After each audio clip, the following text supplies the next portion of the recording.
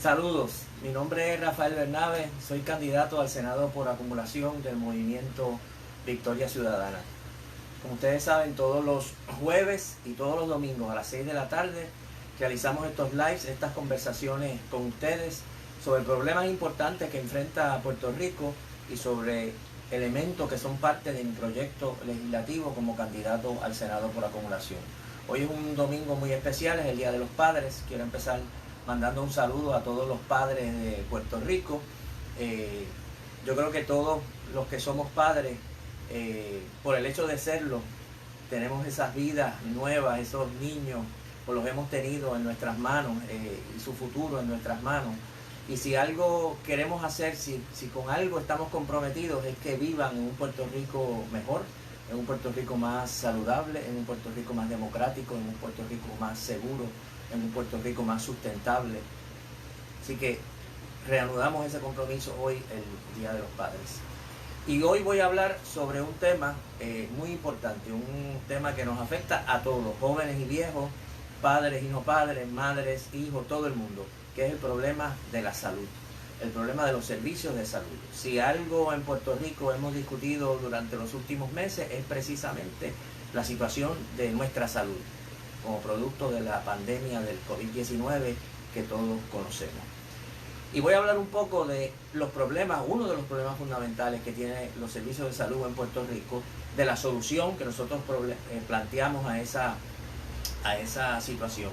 Y para eso primero tenemos que hacer un poquito de historia sobre cuál es la raíz de los problemas que estamos enfrentando. Y vamos a regresar brevemente a la década de 1990, cuando Puerto Rico todavía tenía un sistema de salud que era una especie de sistema de salud doble, que tenía dos aspectos. Y como muchas veces voy a utilizar aquí la pizarra para explicar eso. Teníamos un sistema, como dije, que tenía dos aspectos. Un aspecto muy importante era el sector público. Teníamos un sistema de salud público, que era una especie de pirámide de instalaciones de salud que cubrían toda la isla.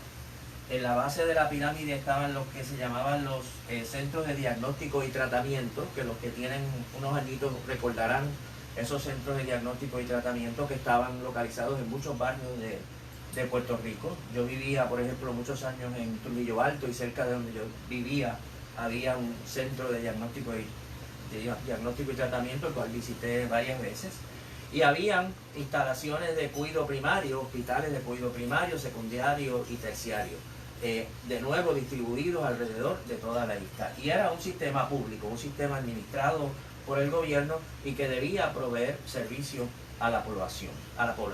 Además de eso, habían proveedores privados, había hospitales privados, había clínicas privadas, ¿verdad?, que también proveían servicios, que cobraban evidentemente por esos servicios. Estos dos sistemas coexistían. Claro, como este sistema era, como dije, bastante coherente, era una especie de red de servicios alrededor de la isla, los servicios privados lo que hacían era un poco ubicarse alrededor de ese sistema y proveer servicios adicionales a este que servía el sistema público. Y las personas en Puerto Rico entonces accedían a estos servicios, a los servicios de salud que necesitaban, de varias maneras. Había personas, que era la minoría, todavía hoy es la minoría, que tienen una gran cantidad de recursos, que tienen mucho dinero y que pueden ellos mismos pagarse un seguro médico. Debo añadir que también existían ya en esa época las aseguradoras privadas en el sistema de salud. Había personas que podían pagarse, tenían suficiente dinero, un grupo no muy grande de la población, que podía pagarse un seguro privado con una buena cobertura. Y estas personas entonces iban, por lo general, iban a algún proveedor privado a recibir un servicio de salud, y entonces el seguro que ellos tenían contratado pues le pagaba a ese proveedor privado. Había muchas personas, como todavía es el caso, que tenían un seguro de salud privado a través de su empleo, a través de la empresa en la cual trabajaban. Vamos a decir que es este grupo que está aquí, ¿verdad? Diferentes empresas que tenían un seguro de salud para sus empleados. Por lo general, a ese seguro de salud el empleado contribuye una parte de su salario y el empresario contribuye una parte de los ingresos de la empresa para ese seguro de los empleados de esa empresa. Muchos de ustedes quizás están en alguna empresa que afortunadamente provea un seguro de salud, pues saben de lo que estoy hablando. Desgraciadamente no todas las empresas proveen un servicio de salud, un seguro de salud. Así que entonces estas personas también tenían una cobertura con un seguro de salud privado, también iban a algún proveedor privado cuando necesitaban un servicio de salud y esa aseguradora pues le pagaba a ese proveedor privado por esos servicios que la persona recibió. Así que tenemos personas que pagaban, personas que tenían el seguro a través del empleo. Esto evidentemente, voy a abundar eso un poco más adelante, es una situación un poco insegura, porque quiere decir que si un trabajador o trabajadora pierde su empleo, pierde también su seguro de salud. Y eso también le hace muy vulnerable a cualquier presión del patrono, porque el trabajador y trabajadora sabe que si se va de ese empleo o si pierde ese empleo, no solo deja de recibir su salario, deja de recibir él o ella y por lo general su familia también, deja de tener la cobertura de salud. Y eso lo hace mucho más vulnerable a que acepte cosas que de otro modo no aceptaría en el empleo, porque las consecuencias pueden ser muy graves. Debilita al trabajador que no tenga un seguro más allá del empleo en su regateo constante por condiciones más adecuadas de vida, con condiciones salariales mejores en su empleo. Y entonces estaba la gran mayoría de la población que no tenía ni podía pagar un seguro de salud, ni lo tenía a través del empleo, no tenía un seguro de salud, y entonces esas personas eran las que utilizaban el sistema de salud público que existía en Puerto Rico.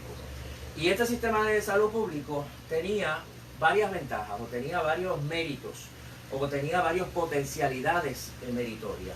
Una es la distribución de estos servicios. Esto podía, y en buena medida se distribuía de acuerdo a la población, de acuerdo a las necesidades de la población del país. No de acuerdo a la lógica de si ponemos este hospital aquí o esta clínica aquí va a generar ganancias, sino que aquí hay una comunidad que necesita unos servicios y ahí debe ubicarse unos servicios médicos del tipo que sea, CDT, hospital primario, secundario, lo que sea.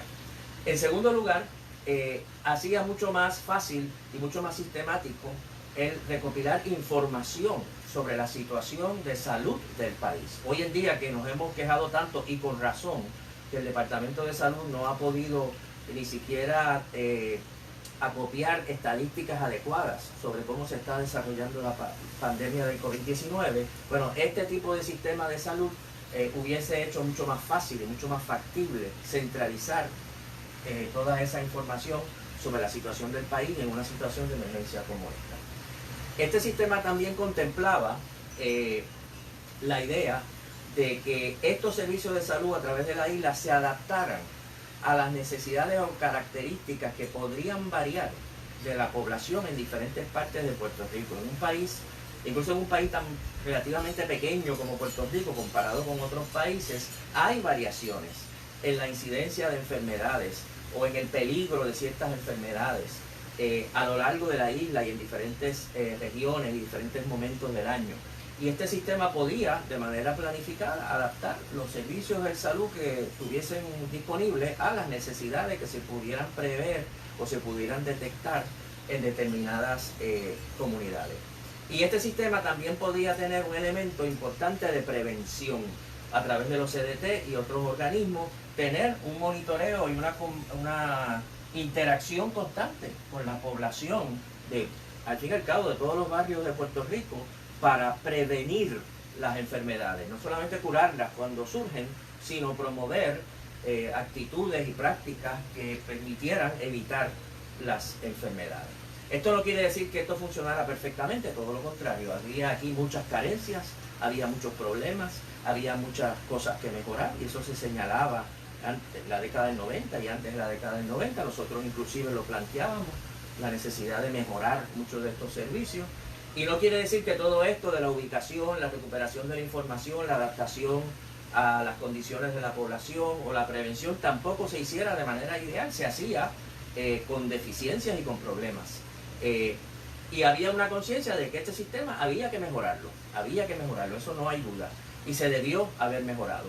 Pero lo que en ese momento se nos propuso y se nos vendió y se impuso como solución a las carencias de este sistema no fue mejorarlo, no fue invertir más dinero o más recursos para que funcionara mejor, no fue redirigirlo, no fue reestructurarlo, sino que fue destruirlo. Fue destruir este sistema de salud pública que existió en algún momento. Y la manera que se hizo esto fue, como ustedes saben bien, que fue privatizar la gran mayoría, la gran parte de estas facilidades. No todas, por ejemplo, hay muchas instituciones terciarias todavía siguen siendo propiedad pública, pero muchas de estas entidades se privatizaron, se vendieron, dejó de existir este sistema, ¿verdad? Esta pirámide que yo puse aquí, dejó de existir este sistema, y entonces estos hospitales, vamos a borrar todo esto de aquí, muchos hospitales, lo que nos toca a nosotros esta explicación, se convirtieron también en entidades privadas, como aquellas que están allá. En este proceso, muchos de estos CDT simplemente desaparecieron. Los servicios que proveían estos CDT desaparecieron. Y entonces, lo que ocurrió fue que las aseguradoras, bueno, los que tenían recursos para pagar un seguro lo seguían pagando, los que tenían seguro a través del empleo seguían recibiendo su seguro a través del empleo. Ahora todos estos van a ser también proveedores privados. Y ahora el gobierno va a establecer, como sabemos, la reforma de salud, la famosa reforma de salud, que le paga a alguna aseguradora privada o varias aseguradoras privadas para que esas aseguradoras privadas, ¿verdad?, provean lo que conocemos como la tarjeta de salud a las personas que no pueden tener un seguro de salud privada, y entonces estas personas van a los proveedores privados, igual que nosotros antes, para recibir los servicios de salud que necesiten. Este nuevo modelo se vendió precisamente con la idea muy bonita de que igual que todos estos que estaban acá tenían un seguro privado y tenían una tarjeta de salud y podían ir al proveedor que ellos quisieran, pues ahora todo el mundo también tendría su tarjeta de salud y podría ir al proveedor que uno quisiera y todo marcharía por el mejor de los mundos. Desafortunadamente, lo que ocurrió no fue eso que se prometió. El resultado de esta política de privatización ha sido, para empezar, que la planificación de nuestro sistema de salud realmente ha desaparecido. Existen hospitales allí donde los intereses privados que son sus dueños los quieren operar, se eliminan donde esos intereses privados los quieren eliminar, y realmente no hay una planificación de cómo se va a desarrollar nuestro sistema de salud. La búsqueda o la recopilación de la información, como les acabo de decir, en este sistema que es una gran madeja de instalaciones privadas, es mucho más complicada, es mucho más caótica. Mejor ejemplo, lo que ha pasado con el COVID-19, que no se sabe realmente en ningún momento ni cuántas pruebas se han hecho, ni cuántas pruebas de qué tipo se han hecho, ni cuántos positivos han habido, ni cuántas personas realmente están hospitalizadas. Todo esto es motivo de especulación, cuando debiera ser motivo de datos específicos y concretos y puestos al día. La adaptación de estas facilidades a las necesidades específicas de las comunidades también ha desaparecido como un criterio. Sean los hospitales, sean las clínicas, sean laboratorios, sea lo que sea, se establece básicamente como un criterio. ¿Colocar esto aquí va a generar ganancia o no va a generar ganancia? No es un criterio científico, no necesariamente es un criterio de salud, es ese criterio. Y el elemento de la prevención en nuestro sistema de salud también ha desaparecido. Eso prácticamente no existe, quitando alguna campañita muy poco efectiva de que la gente haga algo o no haga algo. Realmente no hay un seguimiento a estas políticas de prevención. Además, es un sistema sigue siendo un sistema tremendamente desigual. Algunas personas tienen seguros médicos muy buenos, que tienen una gran cobertura. Otras personas tienen un seguro médico regular, privado, quizá a través del empleo, algunos con buena, algunas con regular y algunos con mala cobertura. Y los que no pueden tener estos seguros médicos tienen el seguro que provee el gobierno con todas las limitaciones que esto conlleva. Uno de los males que tiene este sistema, como sabemos, es que es una tremenda, cualquiera que ha ido al médico lo sabe, es un tremendo dolor de cabeza, es una tremenda madeja de qué cosas están cubiertas en el plan de uno, qué cosas están cubiertas en el otro plan. cuáles son los deducibles aquí, cuáles son los deducibles allá.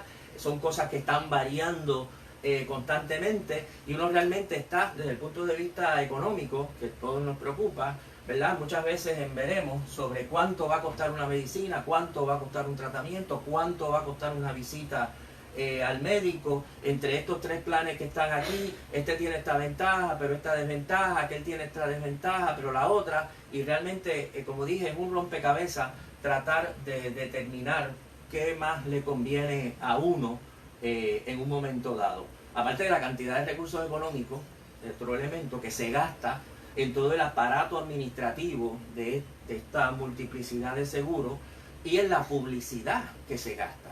Fíjense ustedes la cantidad de dinero, abran el periódico, miren programas de televisión, la cantidad de dinero que se gasta en publicidad, en los periódicos, en la radio, en la televisión, para tratar de pescar personas que se suscriban a uno u otro plan de salud. Dinero que no va a la salud, dinero que va a la publicidad de las aseguradoras de salud. Así que, y otro problema, quizás ¿verdad? A veces el más preocupante, es el hecho de que las aseguradoras son las que van a pagar por los servicios que uno necesita y uno recibe. Pero las aseguradoras no pagan, simplemente. Las aseguradoras establecen toda una serie de limitaciones y de reglas.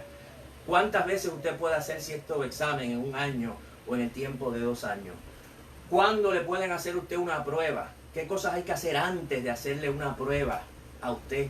Y todo tipo de determinación de ese tipo que los doctores tienen que seguir. No están obligados. Lo que pasa es que si no siguen esas reglas, pues entonces la aseguradora no paga. Y con ese poder económico realmente controlan en buena medida muchas de las cosas que se hacen y de las decisiones que debiera tomar el médico. Todos quizás hemos estado en la incómoda situación de que el médico le dice a usted, yo le haría a usted esta prueba o yo le haría a usted este procedimiento, pero tenemos que averiguar primero si la aseguradora lo aprueba. Entonces usted, ¿verdad? Seguro que le sale la pregunta o se le ocurre la pregunta, pero espérate, esta decisión sobre mi salud no se supone que la toma el médico, pero no, resulta que quien la toma realmente es la aseguradora.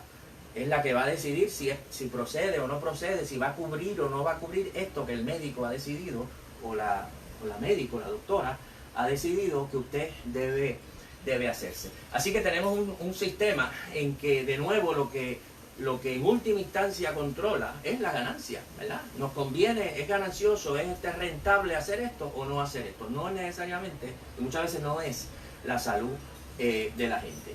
También los médicos, estos son del lado del lado de los pacientes que estoy hablando, pero muchos médicos se quejan de que efectivamente es muy complicado lograr los pagos de muchas de estas aseguradoras. Algunos me han planteado que las aseguradoras limitan o restringen la cantidad de médicos que puedan participar dentro de un seguro médico. Y por supuesto, si usted es un médico y no puede participar de un seguro, pues entonces tiene un grave problema porque no va a tener pacientes, porque los pacientes no pueden pagar a menos que sea a través de un seguro. Así que hay muchísimas quejas, no solo de los pacientes, no solo de los que vemos cómo funciona este sistema, sino incluso de algunos de los proveedores, muchos de los médicos que critican también el funcionamiento de las aseguradoras. Y para colmo, la cantidad de dinero que el gobierno ha tenido que invertir para pagarle a algunas aseguradoras para que las personas que no pueden tener seguros privados tengan un seguro médico, es decir, la cantidad que ha tenido que invertir en la reforma de salud es una cantidad monumental. Es una cantidad que si se hubiese utilizado para mejorar el sistema de salud público que yo tenía aquí puesto en la pizarra hace unos minutos, el resultado hoy sería muchísimo mejor. Tendríamos un sistema de salud muchísimo mejor que este sistema incoherente que tenemos en la actualidad. Así que entonces, ¿qué podemos hacer para empezar a enderezar un poco este sistema de salud caótico, ineficiente, inadecuado y para colmo caro que tenemos en Puerto Rico? Pues la primera propuesta es una propuesta de instituir en Puerto Rico, crear en Puerto Rico algo que existe en muchos países. No estamos inventando algo nuevo, no estamos proponiendo algo que no se haya tratado, es algo que existe en muchos países.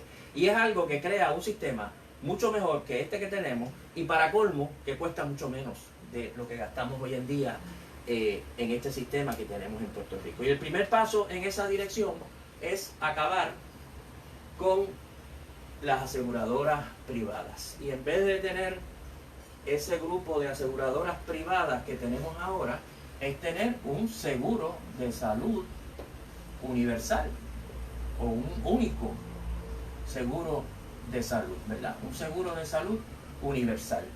Y usted dice, ¿cómo vamos a pagar por todo esto? ¿Cómo vamos a borrar todo esto de aquí para hacerlo más sencillo? ¿Cómo vamos a pagar por este seguro de salud universal? Bueno, yo les recuerdo que ahora mismo estamos pagando por este sistema terrible que tenemos ahora. Ahora hay muchísimas personas, como ya he dicho, que están pagando directamente un seguro privado. Y hay muchísimos trabajadores que están contribuyendo con su salario, con parte de su salario. Muchos trabajadores que están contribuyendo por parte de su salario para un seguro de salud. Y parte de los ingresos de las empresas también van para esos seguros de salud privados. Y el gobierno está invirtiendo una gran cantidad, pagándole a algunas aseguradoras privadas para proveer seguros para la población que no puede tener los seguros de salud privados. Así que ahora mismo estamos gastando una tremenda cantidad de dinero en el sistema que tenemos. No se trata de que necesitamos conseguir dinero para crear el seguro de salud universal. Lo que tenemos que redirigir el dinero que ahora invertimos en este sistema en otro sistema. Y aquí, entonces, lo que esto implicaría es que toda la población, toda la gente en Puerto Rico, vamos a aportar. ¿A qué? Vamos a aportar a un único seguro de salud. Esto tiene la ventaja de que esa aportación que vamos a hacer todos al seguro de salud universal se puede ajustar al ingreso, igual que el sistema de impuestos progresivos. Los que más tengan pueden aportar más, los que menos tengan pueden aportar menos a ese sistema, pero todos aportamos algo. Evidentemente algunas personas que no pueden aportar nada no aportarán nada, estarán cubiertos también por nuestro sistema. ¿Por qué esas personas no pueden aportar? ¿Por qué no tienen un ingreso? ¿Por qué no tienen un empleo? Eso tenemos que trabajarlo en nuestro proyecto de desarrollo económico. Ahora bien, todo el mundo va a aportar a este seguro de salud universal, preferiblemente según el ingreso. Y todo el mundo tendrá acceso a los proveedores que necesiten, ¿verdad? Todavía sigue siendo en ese aspecto el sistema que tenemos ahora. Y este seguro de salud universal pagará a los proveedores por los servicios que se hayan dado a las diferentes personas. Aquí eliminamos toda la desigualdad de las coberturas. Todo el mundo va a tener la misma cobertura. Todo el mundo va a tener el mismo acceso. Acabamos con toda la burocracia duplicada de todas las aseguradoras que existen en la actualidad. Acabamos con todos los gastos de publicidad de este sistema que tenemos en la actualidad. Y utilizamos todos los recursos que se aporten a este sistema para mejorar los servicios de salud en el país. Garantizamos también que a los proveedores que hoy se quejan de muchas de las irregularidades de este sistema, se les compense adecuadamente. Podemos garantizar también, porque nosotros vamos a administrar el seguro de salud universal, que sus disposiciones, que sus protocolos, que sus reglas estén al servicio de los servicios que la gente efectivamente necesita y no de la ganancia privada de una empresa aseguradora. Este sistema existe en Canadá, este sistema existe en muchos países de Europa y lo que se ha visto es que proveen un servicio mucho más adecuado, mucho más rápido, mucho más eficiente a su población y a la misma vez el gasto por paciente o el gasto por persona de la población en esos países en servicios de salud es menor, por ejemplo, que en Estados Unidos, donde existe un sistema muy parecido al que tenemos en la actualidad en Puerto Rico.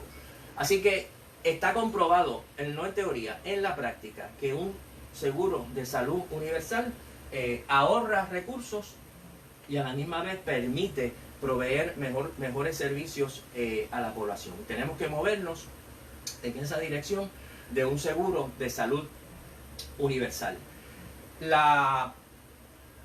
Esto todavía no resuelve algunos problemas. Un problema que no mencioné ahorita es que estos proveedores privados, sobre todo los más grandes, son grandes empresas que quieren y pretenden generar ganancias. Y como todas las empresas que pretenden generar ganancias, muchas veces hacen esto a costa de los trabajadores, en este caso los trabajadores de la salud, pagando salarios inadecuados, condiciones de trabajo, proveyendo condiciones de trabajo inadecuadas, no proveyendo, irónicamente, seguro de salud o otras medidas a los empleados de la salud, a las enfermeras, a los enfermeros, a los cuidadores, a los trabajadores de mantenimiento, a todo el mundo que es necesario para que funcione un sistema de salud.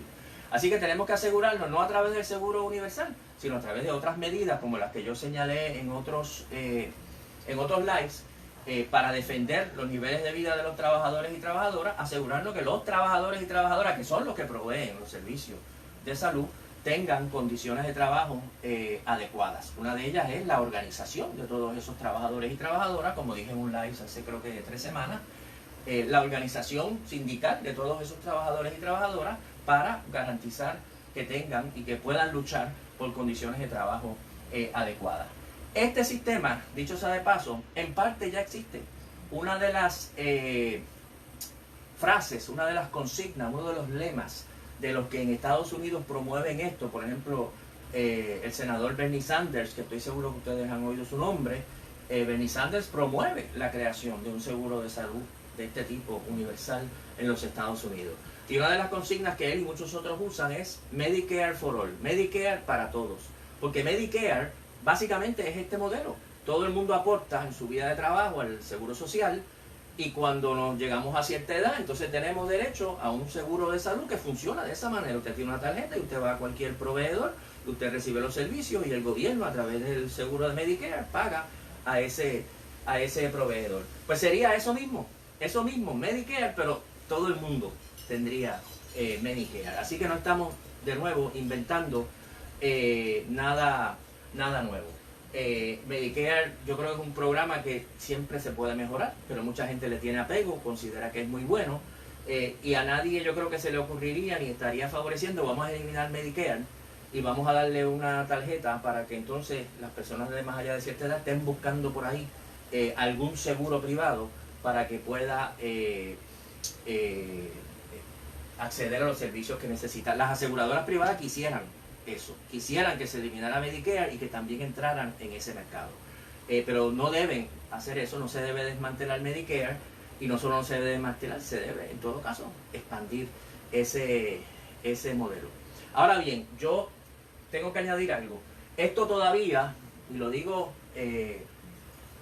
porque me parece que aunque no es parte de nuestro proyecto inmediato, los problemas hay que plantearlos para solucionarlos más a largo plazo. Esto todavía nos deja con un seguro de salud universal y un sistema de salud que es fundamentalmente privado. Y eso para mí todavía es un problema. Todavía esto no reconstruye lo que tuvimos en algún momento y que debimos haber mantenido, que era, como dije, aquella pirámide de centros de diagnóstico y tratamiento. No tienen que llamarse así en el futuro, ni ser exactamente el mismo modelo, y hospitales primarios bien planificados y secundarios, y todo esto, como dije, planificado y como un sistema que provee terciario, y como un sistema que provee servicios públicos a la población, servicios de excelencia de salud a la población. Esto, de nuevo, para que vean que no estamos hablando de algo que es un sueño, no solo existió en Puerto Rico en el pasado, sino que en parte existe en la actualidad. En los Estados Unidos y en Puerto Rico existe el sistema, como ustedes saben, de los hospitales de veteranos, Veterans Administration, como le dicen en inglés. Yo lo conozco bien porque mi papá trabajó toda su vida en el hospital de veteranos allí por Monacillo. Y fíjense que es una cosa curiosa, porque si hay una figura que en los Estados Unidos se le estima mucho, se le aprecia mucho, se le reconoce mucho el sacrificio que ha hecho por su país y su aportación, es a los veteranos, los que han tenido que ir, ¿verdad?, estar en el ejército, ir a la guerra en algún momento. Puede que usted tenga opiniones distintas sobre la guerra y demás, pero se le reconoce esa situación. Y es curioso que estas personas que se les reconoce su derecho a recibir servicios de excelencia, incluso el gobierno federal no dice vamos a darle una tarjeta para que busquen por ahí algún servicio, ni siquiera dice vamos a darle un seguro para que entonces busquen por ahí algún servicio. No, crearon y existe un sistema público de salud, de hospitales de veteranos. Y el veterano, cuando tiene una necesidad, va al hospital de veteranos y allí va a recibir los servicios que necesita. De nuevo, eso no quiere decir que los hospitales veteranos sean perfectos ni funcionen de la mejor manera y no puedan mejorarse. Claro que tienen que mejorarse, los servicios que tienen los veteranos hay que mejorarlos en muchos aspectos, pero el principio de que si queremos asegurar un servicio de salud adecuado, el principio que rige los hospitales de veteranos es: no vamos a depender del mercado, no vamos a depender de los seguros, no vamos a depender ni siquiera de los proveedores privados, vamos a crear un sistema público para dar estos servicios y garantizar estos servicios a esas personas. ¿Verdad? Y uno se pregunta, ¿y si eso funciona para los veteranos? Pues entonces debiera funcionar también para los veteranos, todos los otros veteranos, los veteranos del trabajo, ¿verdad? Los veteranos de los muchos esfuerzos que hemos estado haciendo en la vida todos nosotros para contribuir al desarrollo de la sociedad. Pero como dije, eso es un proyecto más a largo plazo, tenemos que tenerlo en el horizonte, porque yo creo que en algún momento tenemos que reconstruir un sistema de salud público. Esto de nuevo existe en otros lugares, además del sistema de veteranos. En Inglaterra, por ejemplo, lo que se llama el NHS, National Health Service, es un programa, como dije, no de seguro universal de salud, es un sistema universal de salud, ¿verdad? Que los hospitales, las clínicas y todos los proveedores funcionan como parte de ese sistema público para proveer servicios a la población. Así que, primer paso para empezar a reconstruir nuestro sistema de salud son dos. Primero, crear un servicio universal de salud que saque a las aseguradoras privadas del panorama y empiece a despejar el terreno para que tengamos un sistema de salud cuyo fin sea no la ganancia de unos pocos, sino la salud realmente del pueblo. Y en segundo lugar, garantizar servicios de salud adecuados para los trabajadores y trabajadoras en el sector de la salud, que muchas veces no lo tienen. Y eso se logra con legislación defendiendo a esos trabajadores y se logra también con la organización de esos trabajadores y trabajadoras. Así que eso es una parte importante de mi propuesta y de la propuesta del Movimiento Victoria Ciudadana para atender nuestros problemas de salud. Ahora, esto podrá sonar, como dije otras veces, muy racional y muy lógico. Se ha hecho en otros lugares, funciona, es más barato, etc. Pero usted propone esto y usted va a enfrentar una oposición terrible. Porque estas grandes aseguradoras que están aquí no quieren que se establezca ese sistema universal de salud. Porque saben que eso va a eliminar sus ganancias, va a eliminar su control de nuestro sistema de salud. Y esas estructuras tienen millones de dólares que los van a invertir en anuncios de televisión, en anuncios de radio, en comentaristas, para que todas esas personas digan cómo es imposible crear un seguro universal de salud, cómo tenemos que mantener el sistema actual y para oponerse también a los movimientos, como el Movimiento Victoria Ciudadana, que queremos acabar con los privilegios de esas aseguradoras. Así que va a ser una guerra. Cualquiera que proponga un seguro de salud universal van a decir que quiere el socialismo, que quiere acabar con la propiedad privada, que quiere acabar con un montón de cosas. Yo lo digo tranquilamente, yo no tengo miedo al socialismo ni a ninguna palabra de ese tipo. Yo juzgo las cosas por su contenido, no por las etiquetas que alguien le quiera poner. Si un seguro de salud universal es bueno o malo, esa es la pregunta que nos tenemos que hacer. Si conviene o no conviene para la salud de Puerto Rico. Esa es la pregunta que tenemos que hacer. Yo estoy convencido de que es algo, sería un paso al frente para todos nosotros y nosotras. Y acabo entonces, ¿verdad? Como siempre acabo, invitándolos a que visiten mi página rafaelbernabe.org. Me dice que hay una pregunta, la cojo ahora, pero voy a acabar este pensamiento. La página rafaelbernabe.org, donde además de los escritos que voy publicando sobre diferentes temas, pueden aportar a mi campaña. Y voy a lo que dije ahorita. Nada más yo hago proponer esto aquí, pueden estar ustedes seguros que van a poner anuncios en el Nuevo Día y anuncios en el Vocero y anuncios en la radio diciendo: Rafael Bernabe, candidato al Senado por acumulación, quiere quitarte tu seguro privado, quiere crear un sistema socialista de salud y 40 cosas más.